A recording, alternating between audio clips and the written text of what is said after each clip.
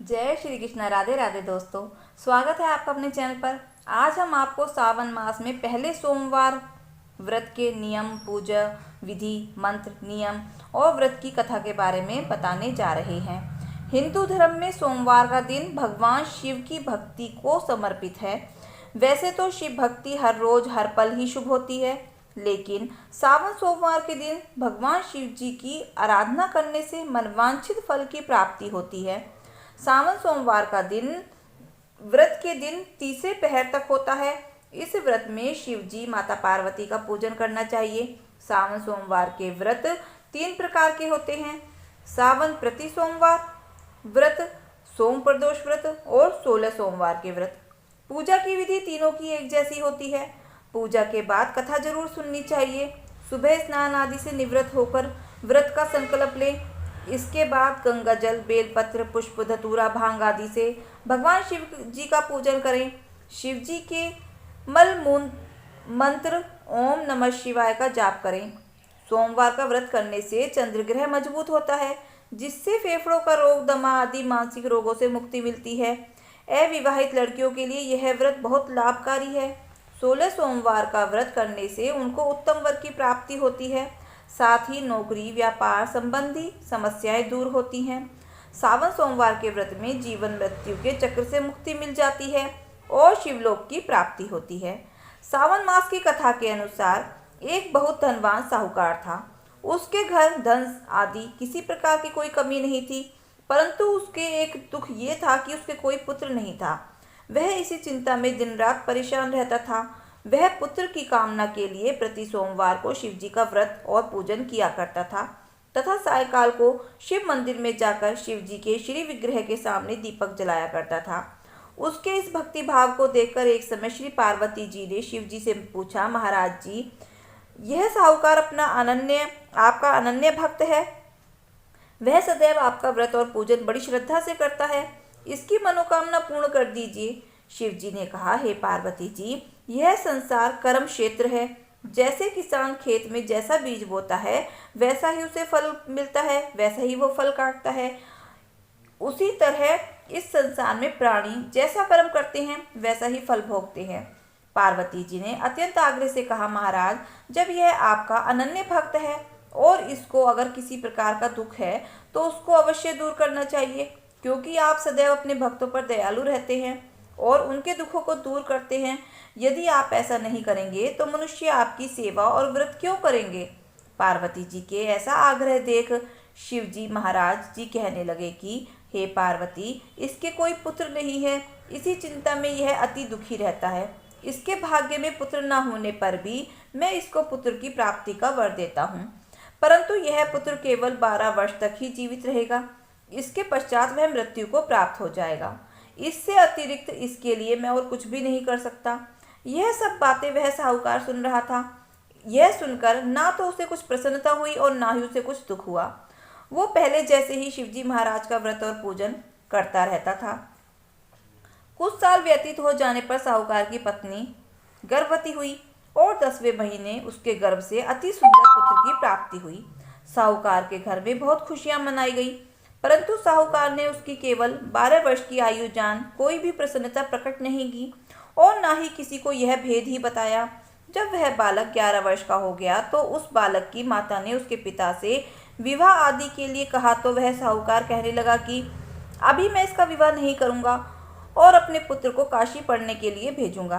फिर साहूकार ने अपने साले अर्थात बालक के मामा को बुलाकर उसको बहुत सा धन देकर कहा कि तुम इस बालक को काशी जी पढ़ने के लिए ले जाओ और रास्ते में जिस स्थान पर भी जाओ यज्ञ करते और ब्राह्मणों को भोजन कराते जाओ। वह दोनों मामा भांजे यज्ञ करते और ब्राह्मणों को भोजन कराते हुए जा रहे थे। रास्ते में उनको एक बीच में शहर पड़ा। उस शहर में राजा की कन्या का विवाह हो रहा था और दूसरे राज्य का लड़का जो विवाह करने के लिए बारात लेकर आया था वह एक आंख से काड़ा था।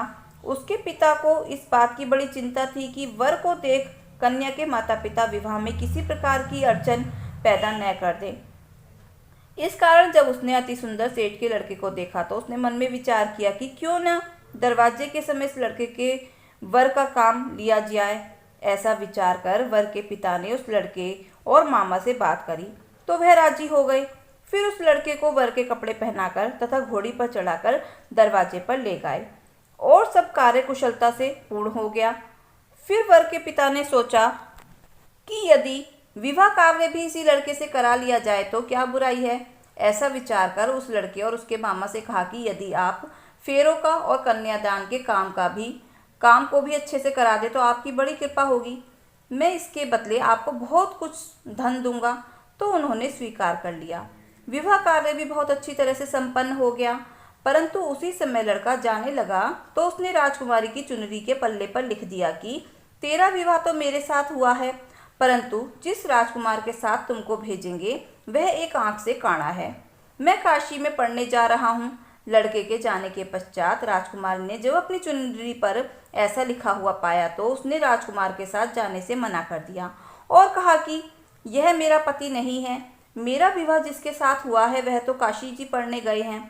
राजकुमारी के माता पिता ने अपनी कन्या को विदा नहीं किया और बारात वापस चली गई। उधर सेठ का लड़का और उसका मामा काशी जी पहुंच गए। वहां जाकर उन्होंने यज्ञ करना और लड़के को पढ़ाना शुरू कर दिया। जब लड़के की आयु 12 वर्ष की हो गई तो उसी दिन उन्होंने यज्ञ रचा रखा था कि लड़के ने अपने मामा से कहा कि मामा जी, आज मेरी तबीयत कुछ ठीक नहीं है। मामा ने कहा, अंदर जाकर सो जाओ। लड़का अंदर जाकर सो गया और थोड़ी देर में उसके प्राण निकल गए।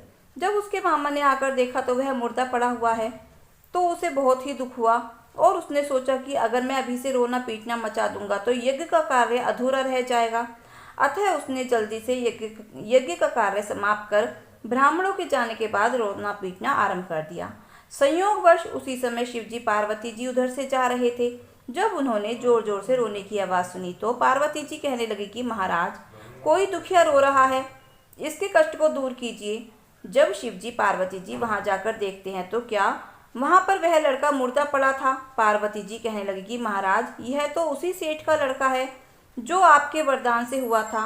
शिवजी कहने लगे कि हे पार्वती जी, इसकी आयु इतनी ही थी, सो यह भोग चुका है। तब पार्वती जी ने कहा कि हे महाराज, इस बालक को और आयु दो, नहीं तो इसके माता पिता तड़प तड़प कर मर जाएंगे। पार्वती जी के बार बार आग्रह करने पर शिवजी ने उसको जीवन वरदान दे दिया और शिवजी महाराज जी की कृपा से लड़का जीवित हो गया। शिव पार्वती जी कैलाश चले गए। वह लड़का और उसका मामा उसी प्रकार यज्ञ करते तथा ब्राह्मणों को भोजन कराते अपने घर की ओर चल पड़े। रास्ते में उसी शहर में आए जहां उसका विवाह हुआ था। वहां पर आकर उन्होंने यज्ञ आरंभ कर दिया तो उस लड़के के ससुर ने उसको पहचान लिया और अपने महल में ले जाकर उसकी बड़ी खातिर की। बहुत दास दासियों सहित आदर पूर्वक लड़की और जमाई को विदा किया।